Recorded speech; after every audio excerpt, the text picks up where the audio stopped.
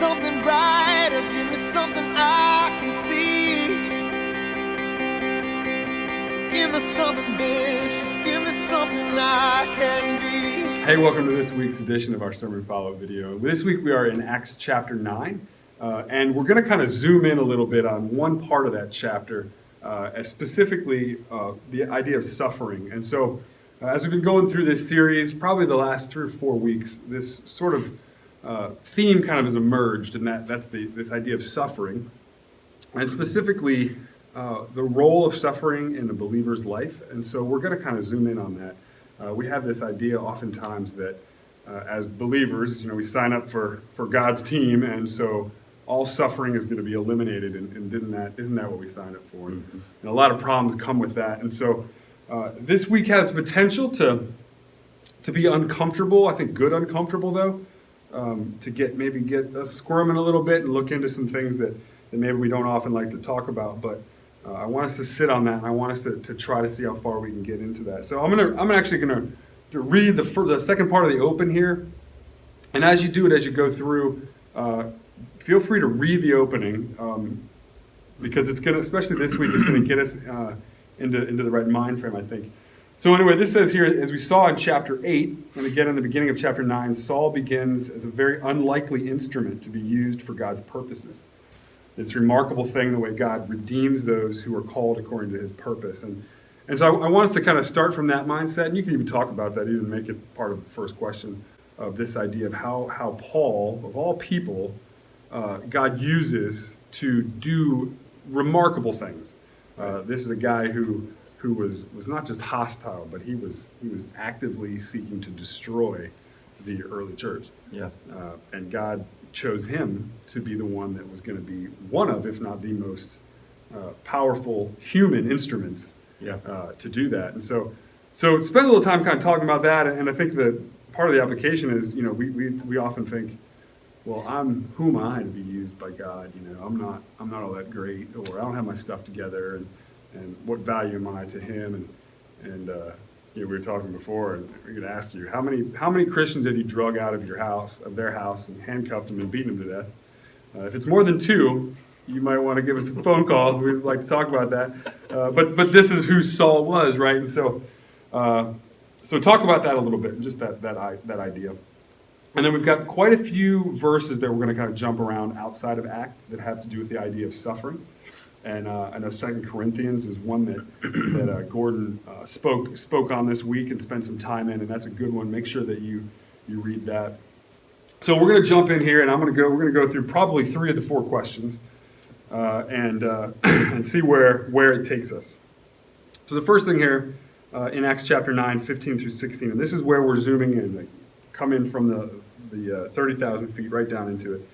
It says, Jesus says to Ananias in Acts 9, 15 through 16, that he will show Saul, who's soon to be Paul, how much he must suffer for his name. Does this make us uncomfortable? Yes, it does. You may have somebody who says, no, it doesn't make me feel uncomfortable. They're a liar. They're a liar. Or they're so uber theological. I'm uncomfortable right now. Right, of course, well, we all are. So the question is, does that make you uncomfortable? Yeah, it does. Well, how come? Why do you think that is? So we see this. It's kind of like counterintuitive. Why does that rub us wrong? Yeah, I think it's a great question. I mean, we are survivalists. We are people that think that in our worst doubts, we think that God is not going to come through. And suffering is the place where we see if we're going through some measure of suffering, then God either has not yet come through or he's not going to come through, because if he was, I wasn't going through this.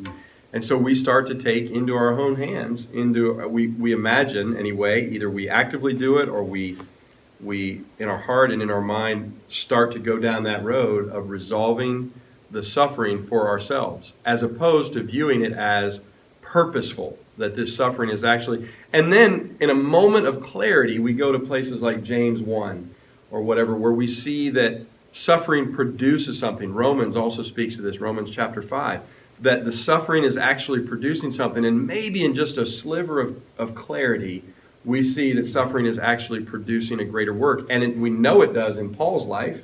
We know that God is using that suffering in greater measure. Just that I love that statement, and we spent a lot of time in it on Sunday of, I must show him, Ananias, go and speak to him, for I must show him how much he will suffer for my name.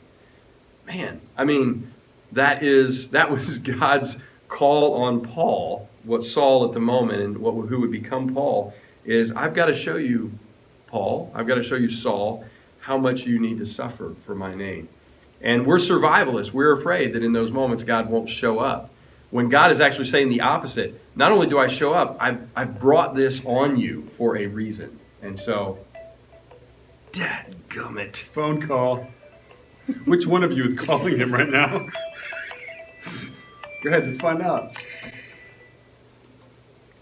Hey, babe, it's Beverly. Hey.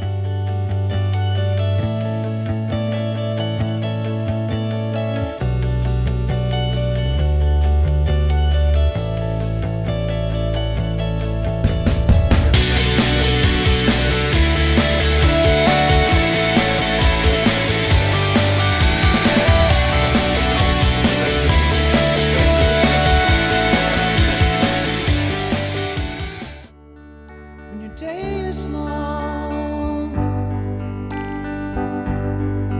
and the night is yours alone. So the second question here says, in what way does Paul's suffering prepare him for the ministry that God has? And this kind of goes right into that. You know, we have this, like you said, we're survivalists. We have this idea. Everything that we're trying to do is to prevent suffering in our own life. It's just kind of our normal mode. And we put our faith into that. And we've talked about that a little bit over the last few weeks of how we ultimately think God's real purpose is to keep us from suffering, right? That's who God is, right? He protects us and keeps us from suffering, and we get it all twisted around. But we see that's so not true. And if you read through these verses that we give you at the top, and we encourage you to do that, just go around as a group and read those. It won't take you super long. It paints a picture of not just scripture, but it paints a picture of the way God uses us and the way God moves in our life that we're not used to seeing, that is very counter to that idea of suffering being bad, like the wrong thing. And so this question, in what ways does Paul's suffering prepare him for the ministry that God had for him? And we spent some time talking about that this week. So we don't need to get into too many details there, but give us maybe one quick little thing of that you can kind of use as a springboard for in what way did these things that God caused or allowed, however you want to look at it, to enter into Paul's life, really prepare him for what he had planned for him to begin with? Yeah, I mean, I think that the suffering that he experienced, and in 2 Corinthians 11, which we'll look at again momentarily, but 2 Corinthians 11 describes the extent of his suffering. And I think one thing that it prepares for ministry is not to make light of other suffering that you will go through in ministry, specifically in ministry. It's not to make light of that, but it certainly builds faith. The faith that you have today is not the faith that's going to serve you tomorrow without that process of growing it. And growth comes through the suffering, through the strain, through the struggle. And so for Paul to be prepared for ministry one day after the other, suffering was that God used suffering to grow his faith. So what he went through, you know, if one of those, it says in 2 Corinthians 11, it says that he received 39 lashes 5 times. Okay? Well, the first one would be really hard. And that doesn't mean that the 5th one is not going to be hard. It's going to be hard. Don't get me wrong, and I've never been through any of it, so I don't want to talk like I know what I'm saying here in terms of the amount of suffering that brings.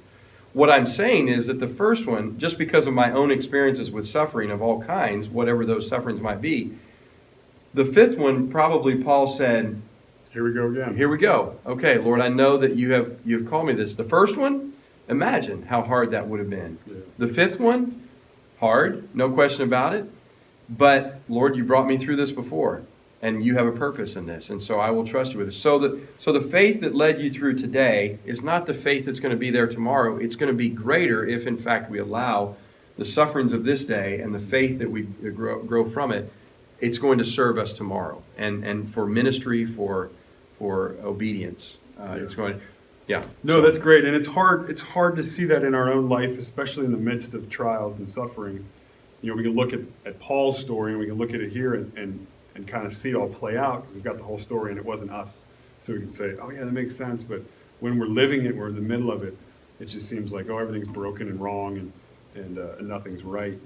So it's good to look at it from that angle. And the third question kind of goes right into that. In what ways might God be preparing you for ministry, and do we realize that suffering might be part of that preparation? And I think it's fair to say that the more suffering or trials we go through, and we do those by relying on the Holy Spirit. If we blow it every time, if we say, "Oh, this trial is terrible," and I quit, that doesn't count. But the more we go through that refiner's fire, really, the stronger we become, and the more prepared we are to be. Well, I think absolutely. And one of the most, if you've been with us for a little while, that I like shocking statements in Scripture, right? I like to find those, and I like to just really camp in those. Wow, that's shocking, what God said right there. In Hebrews chapter 5, verse 8, and I referred to it on Sunday morning, in Hebrews chapter 5, verse 8, it says that Jesus learned obedience through the things that he suffered. That's nutty. I just assume that's translated wrong, because I don't like that. But it's not. Yeah, exactly. Yeah, good call. We'd like for that to be a mistake, a misprint. That Jesus learned obedience through the things that he suffered. Wow. And so if nothing else, then like in this question 3, how do we feel like God might be preparing us for ministry? One of those areas is obedience, sheer obedience.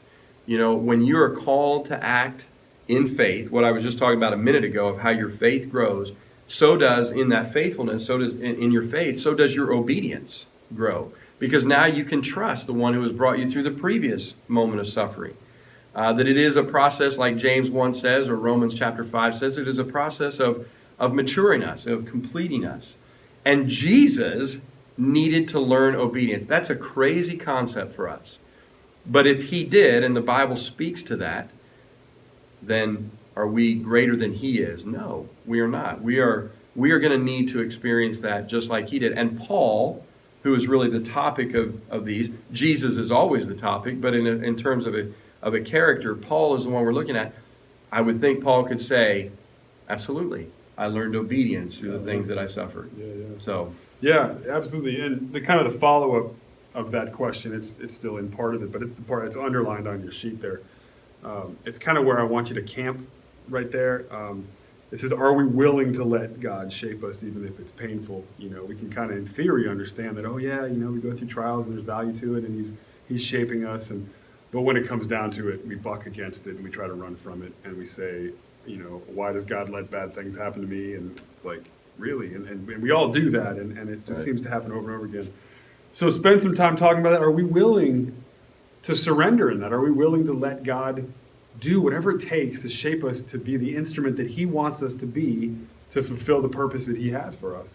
Think of what would have happened if Paul would have said, okay, I got 39 lashes once, I got it a second time, 3's too many, I'm out. I don't even know if that could happen, but that's what would happen then? Where would we be? What would Paul? It's just a crazy thing to think about, and so spend some time kind of camped right there. So the fourth question here says, in what way did the suffering Paul endured lend credibility to those he ministered to? And the application is obviously, how is that also true for us? Right. As he would go along, and at first the apostles were like, Saul, we heard of that dude. I'm not going to go hang out with him. And he kind of had to prove himself. Right. Sort of. And as time went on, he gained a reputation and all this, and so it lent some credibility to that. Speak to a minute about that. Yeah, none of us are any different from another. We're all very, very similar in the sense that we buy in when we see someone who has earned the right to speak on that particular issue, whatever that issue is, that they themselves, he or she, has been through the fire. That is always the testimony that resonates with us the most. There's just no getting around it. And I think that the relatability, there were times, actually, it is sort of funny, maybe I'm even contrasting or contradicting myself right in this moment. There were times when Paul would say to his readers, he had to actually, there were some who were claiming that because he suffered the way that he did, because he suffered, he was actually inauthentic. That his apostleship was in question because surely God would not have allowed his apostle, his true messenger, to suffer. And Paul was always, several times in the New Testament, he is defending the fact that the suffering is not a statement against his apostleship, but rather a statement of his apostleship. And the world could, so and maybe in some ways I'm sort of contradicting myself. I still think it's true that for us, that what really helps us to buy into something and to obey like someone else has obeyed is when we see them obey in the midst of suffering. That changes the whole ball game. You're not just telling me, what do we say about our bosses all the time? They're great. That and they say, that is good saved. looking, smart, generous. Other than those very commonly spoken things, what do we say when a boss or supervisor, an authority figure gets in the trenches with us? We are immediately drawn to that. And so it's an interesting way to look at the life of Paul. There were those who actually used it against him, so I just made comment of that. But his impact was, as a result, I think, in large measure, because people saw, wow, Paul went through this, and it changed my life because now I can see I can go through that. So very important. Yeah, you said that. There's a friend of mine I was talking to just this week who is down the road from me, man. His faith is just not only inspirational, but I'm like, man, will I ever get there? You know, kind of that kind of guy. And he speaks to me out of a position of having been there and having really suffered in areas of his life that I honestly hope never to do. Right. I mean, that maybe sound unspiritual when we're going to count these as blessings, but it's just true. So the words that he says to me, I'm like, I'm going to learn that the easy way from you, because there's so much credibility coming from that because of the place that you learned it from. And it's great. It's a great thing. So the last thing we have on here is just it's under the memorize and meditate thing. And I don't always put something there, but this week I thought it would be a good thing to kind of end with. It just says, it's often through suffering and trials that God produces in us a deeper faith, the perseverance and character needed to run the race that he has set out for us. To use this in the lives of others, which is a big theme this week of what we're kind of talking about, for his glory. And just to reiterate and think about that, think that through. Are we willing to kind of present our lives as a blank check and say, God, whatever it is that you have for me to endure, to get me to where you want me to be, to serve you better, to bring you more glory, and to be used in the lives of others, that's what I want. And if we're not there, we can say, God, get me there. And if we're not to where we want to say, get me there, we can say, God, get me to where I want to say, get me there. Right. And just start with where we're at and go from that. So. And yeah, I think that what we were just talking about is that the faith of today is meant for today. But in addition to that, it's meant to grow into the next thing. And so even if your suffering feels relatively small, I don't know what that suffering is. You know, all of us have little frustrations in our life, and we would call them in some way a suffering. We would call them that. So whatever that is for you, do it in faith. I mean, grow it. Allow that suffering, no matter how big it is, allow that to be responded to in faith, so that your obedience through it, and it may be easy. Maybe today's is an easy practice round, whatever that suffering is for today or this week or this month, whatever that is. But trust that God will use that for the next suffering. You don't know what's around the corner. But if you walk through this one in faith, then maybe just in fact your faith will grow so that the next one that comes is exactly what God was preparing you for, and the next one after that. So it's more about your faithfulness than it necessarily is the suffering, because we're all going to experience different degrees and at different times that suffering. So don't poo-poo it. I mean, yeah, you're not going, like Kyle said, you're not going through what another friend is going through, but you're watching them. You're watching him or her go through it. Well, respond to that in faith so that your faith might grow, and that the next one that comes along, like Jesus, he learned obedience from the things that he suffered. So it's very important. Yeah, very good. We hide like thieves in shadows.